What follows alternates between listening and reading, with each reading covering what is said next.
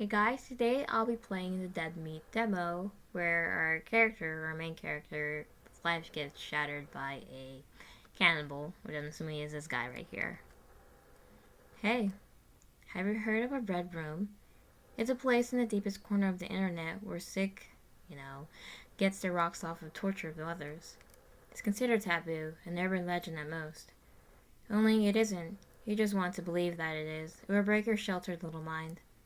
If you have the time, you can search for it, cleanse your palate a bit. I'll be waiting. Yours faithfully, Deadbeat. Ring, ring, ring, ring. Click. Ugh. I pick up my phone, lying beside me blindly, barely opening an eye to hit answer to see who's responsible for disturbing the sleep I could have had. This had better be good. Hello? Hello? Need you today? I expect you to be here by 7. Click. I feel like crying. I work as a bartender most nights, but lately I've had to pick up more shifts due to my coworker dropping off the face of the earth, which also means my boss has been up my ass constantly. I hadn't been home for 4 hours before I got that phone call to come back to work on my only day off. Ugh.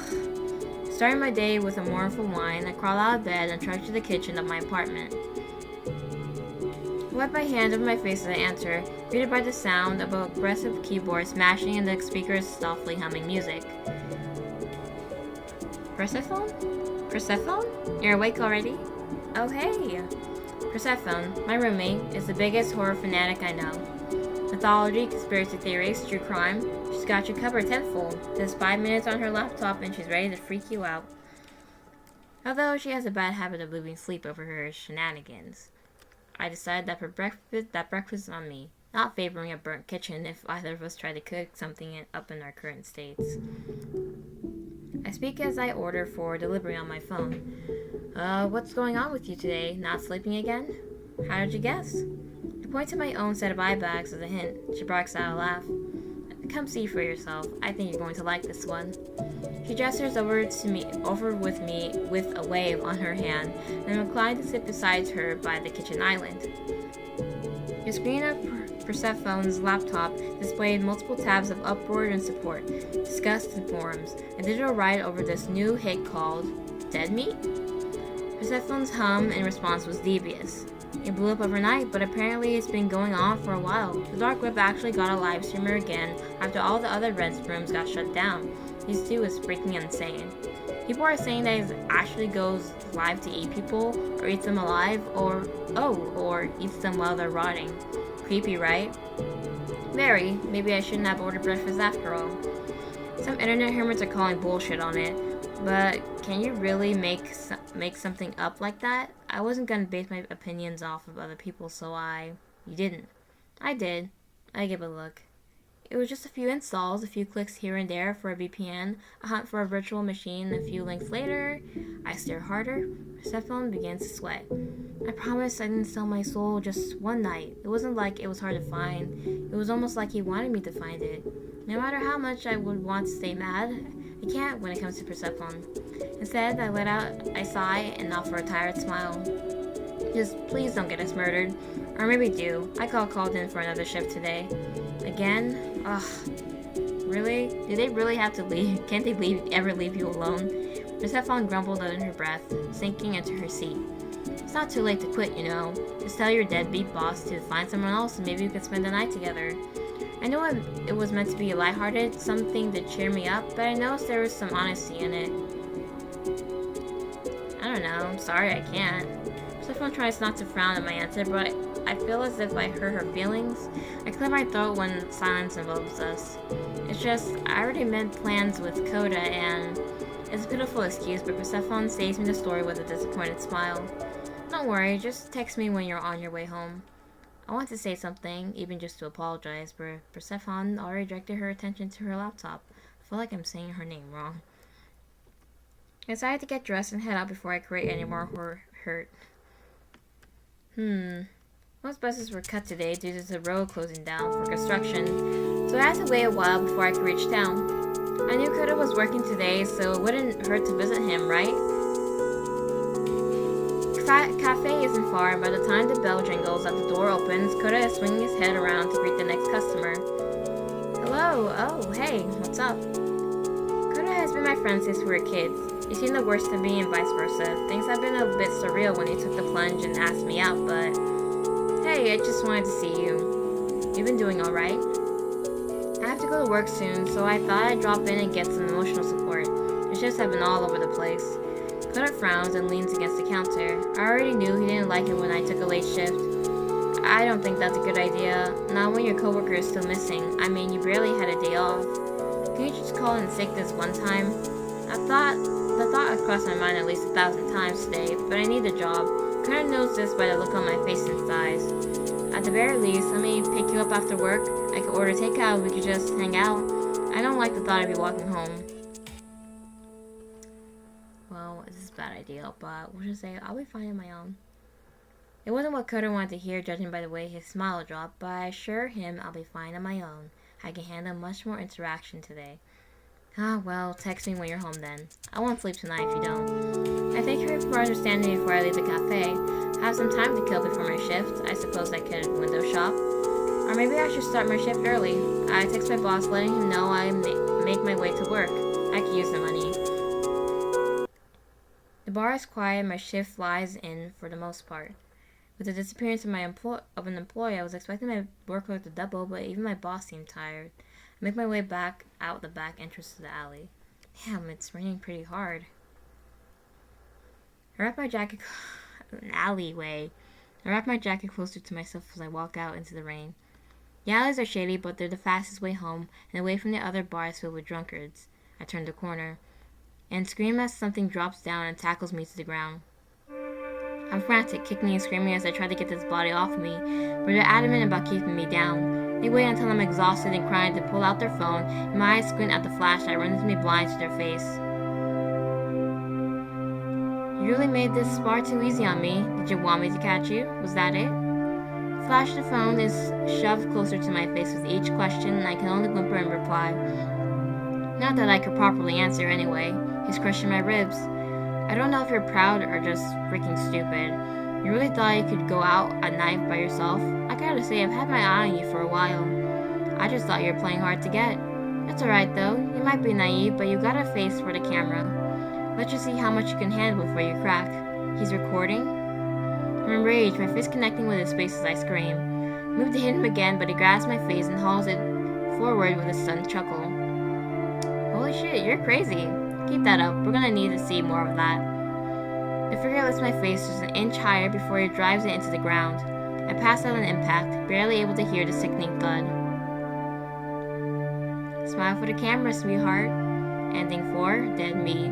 Well, yeah, that was just a bad route to go around anyway. You know what I'm gonna do? I'm gonna skip work today. Persephone lights up at my agreement, almost ready to skyrocket out of her seat. It's cute. I'll call work and let them know I won't be coming in. I can grab snacks and pick out a movie. Persephone is out of her seat before I can even finish my sentence, bouncing from foot to foot. Okay. Go now before it gets any later. I'll see you in a bit.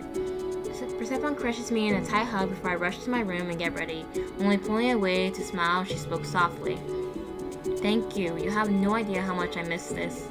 I grin and squeeze her back before heading into my room to get changed. Oh, the buses are out. I used the buses as an excuse to my boss, saying I wouldn't be able to get back home safely if I worked tonight's shift. He didn't sound thrilled, but I figured he couldn't risk another employee going missing, so he left me off the hook. Thank God. I was nervous about that phone call.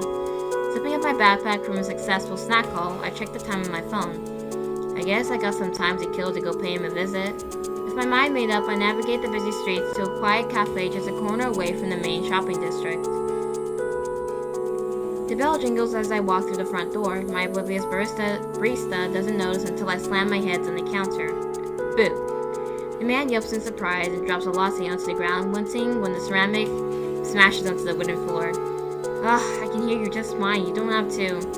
The barista's stern expression softens when he turns around to see me as the cause of the trouble, his shoulders slumping from their tense hold. He grins sheepishly for his behavior.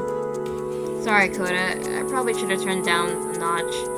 I've known Coda since I was a kid, my ride or die, really. Usually he's timid and non-confrontational, but this job has broken his shell bit by bit. He decided to break our own little bubble by asking me out a month ago. He hasn't really been the same since. It's okay, I shouldn't have gone mad. It's just been a rough day with tourists. Coda leans against the counter with a sigh, cheek in his palm. Hopefully you've been a little better than me. My shift ends in about an hour. If you want to hang out until then, we can maybe go for a walk. I could drive us somewhere. A drive sounds nice, but I shake my head no. I know I have Persephone waiting for me. We call him Persephone. I want to call him Persephone. It's Persephone. Waiting for me back home. Or it's Persephone. It'll be a dick move to date her. Maybe some other time? Persephone already has booked me for the rest of the day, so... My answer dampens Coda's mood to a point where I wonder if I should have visited at all. For both our sakes, he puts on his customer service smile. Don't let me hurt you back then. You two have fun. I'll just catch you another time. I offer an apologetic smile before I leave, seeing Coda swipe a mop to clean up the mess I caused. Better get that bus. Yeah. It's almost nighttime before I get to the apartment. I knew the buses were bad, but it really cut into the time I could have had with Persephone. I hope she understands. Take the elevator up and fumble with the keys when I reach my apartment door. Why isn't it unlocked? Persephone wouldn't have done this. If she stays inside the door stays locked, unless maybe I forgot to lock before I left. I push the door open and drop my bag on the floor. Persephone? I get no answer in return, except for a coppery smell in the dark apartment that hits my nose like a truck. What the hell? Persephone, this isn't funny. Answer me. I noticed a flickering light stuttering into the kitchen. Along with the bloody smells, I stepped closer. I stopped in my tracks to hold my breath. Crunch, slurp, gulp. With bated breath, I walk into the kitchen, finally seeing for myself the cause of those grotesque sounds. And find my best friend crippled on our kitchen island, the same way we sat at together just this morning, lifeless and almost gutless. Her eyes are glossed over, her blood drips from the tile. Persephone? I didn't even scream. I shook violently before throwing up onto the floor, retching what little I had to eat as hot tears streamed down my cheeks. It's only when I have nothing left to retch out my system that I noticed a figure looming over where Persephone lay, grabbing a handful of indescribable mush that used to be my friend before taking a chunk off of it with his teeth and chewing. He had the audacity to chuckle between mouthfuls, licking his fingers clean of the bloody mess he made. Oh, so nice of you to drop by. How did he get so clean already? This was meant to be a dinner for two, but you just took so long. I hope you can forgive me. His words fell like static in my ears. I don't want to hear what he has to say. I want my best friend back. No answer? That's a little rude. I mean, I did come all this way. Don't I deserve a hello at least? Seemingly bored of his meal, the man stands with a sigh and brushes the corpse onto the floor with a crunching thud. I don't dare to look up until the footsteps creep closer. Suddenly there's a hand on my hair, yanking my head back, forcing me to look at him. I wince. This man smells like death. Come on, I thought you were fun. You don't have to get all shy with me. I came here for you, after all. I just have to get rid of any possibility of us getting discovered. The wall has ears and all that. Oh my gosh. She will respond in a good way or a bad way. I feel like it would just be bad either way. I refuse to give into what this guy wants. He just wants to see me suffer. I bow my head and stare at the soaked floor. I hear the monster grunt disapproval.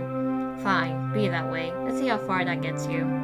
Barely get to breathe before he reels my head back and smashes it onto the kitchen floor and stains my friend's blood. I don't feel anything. There wasn't enough time to feel anything. I black out immediately. Ending 1, table manners. Say go to hell. I'm furious with him, glaring up at him with a grimace before spitting in his face. His laughter that follows makes me tense. That's what I want to see. Be mad. Keep that anger. Let it eat you alive. The man pulls something out of his pocket. Before I can kick him and make a run for it, his hand slams me down and covers my nose and mouth with a sweet-smelling cloth. I fight. I writhe and scream and flail, but my muscles relax and I'm rendered useless as sleep overcomes me. Just before I pass out, I thought I heard a laugh. Sweet dreams. We've got big things ahead of us. Ending 2, dinner for 2. Okay, this time, let's have our boyfriend pick us up. Because that was a very foolish idea to walk in the alleyway of all places on our own. Coda sighs in relief and smiles. turning his back to grab a mug and set it under the coffee machine. Great, I'll whip you up something to drink before you go. Before I can tell him he doesn't have to worry about that, he instructs me to sit down and that the coffee will be ready soon. For the rest of the afternoon, we talk and plan for later tonight, and I leave the cafe happier than when I walked in. The bar is quiet and my shift flies in for the most part. With the disappearance of the coworker, from the creepy cannibal guy. I text Coda to meet up with me before my shift ends. Hopefully he hasn't forgotten. What if he got to Coda? I walk out the back entrance alley and wait for Coda, trying to squish myself against the wall for shelter against the rain. Ugh, it's starting to pick up. Where is he? I let 15 minutes pass by before I fish my phone out of my pocket and call Coda. He was never this late. Did he really forget? Uh-oh. I recognize the ringtone. I walk further into the alley, the sound of the rain growing louder. Coda, I'm over here, doofus. Why are you... My voice died. I saw the silhouette when I rounded the corner, along with the squelching noise. What? The ringtone sits next to the silhouette. I end the call and turn my flash to comprehend what I was looking at. I dropped my phone when I realized what it was. I did find Coda here. What the heck? Strewn along the concrete ground like roadkill while someone tore his flesh with their teeth and chewed. His blood diluted with the rain and sank into the nearby gutter. Crunch, slurp, gulp. The creature that turned to me picked up my phone and stood up, walking towards me with the flash, only giving hints to his face. I could have sworn he only had one eye. Ah, you showed up. Took you long enough. I thought you were gonna ditch me. The voice is unusually calm for a face dripping blood. Oh. Maybe the only reason why I haven't thrown up was because the murderer covered Coda's corpse with his body. He was quite the gentleman, wasn't he? Waited for you here before your shipment ended. How desperate. Forget about him. I'm here to pick you up. My head cracks against the brick wall as he slams me against it, leaving me dizzy and as I suddenly feel cloth covering my mouth and nose. I claw at the stranger's face and he smiles in return. Shh, you must be exhausted. Close your eyes. The cloth smells so sweet. My body sags against the wall as I lose consciousness, and a pair of arms catch me just before I crack my head a second time. I don't want to fall asleep. I need to get to Coda. Coda, I'm so sorry. Ending 3, Leftovers. Alright, I think I got all the endings. And all the endings are sad. There's no good ending or anything. If the full game comes out, would there even be a good ending?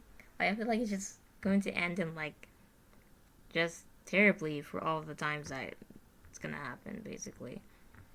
Yeah, this is the end of the demo. It was interesting so far, and just really sad. Yeah. Thank you guys so much for watching this video. Bye.